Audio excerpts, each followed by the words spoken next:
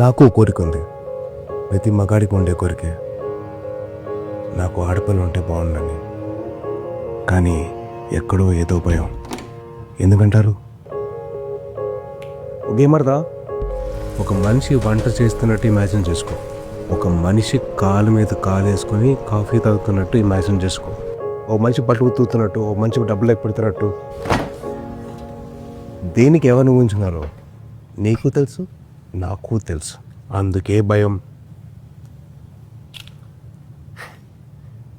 అయినా తప్పు మంది కాదులే. చిన్నప్పటి నుంచి మనం అదే నేర్చుకున్నాం.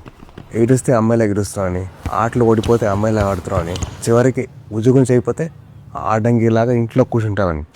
ప్రతిసారి అమ్మాయి అనే పదం తక్కువలాగా వాడడం అలవాటైపోయింది. అందుకే భయం.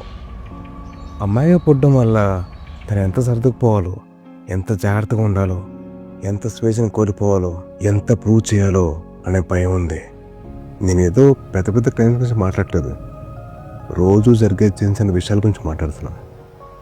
ఆఫీస్లో, ఇంట్లో, పబ్లిక్ స్పేస్లో, ఆన్లైన్లో. అవును, మనం ఎప్పుడు మన అమ్మ, చెల్లి, అక్క గురించి, మన గర్ల్ ఫ్రెండ్ ఆర్ వైఫ్ గురించి, మనతో పనిచేసి మన కొలీగ్ గురించి అసలు ఇంత ఆలోచించలేదే. వాళ్ళు కూడా ఎవరికో కూతురులే కదా బాస్.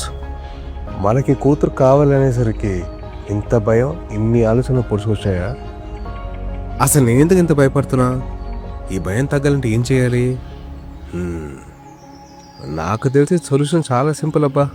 మనం పెద్ద పెద్ద యుద్ధాలు చేయక్కర్లేదు, తొట్టలో కొట్టక్కర్లేదు.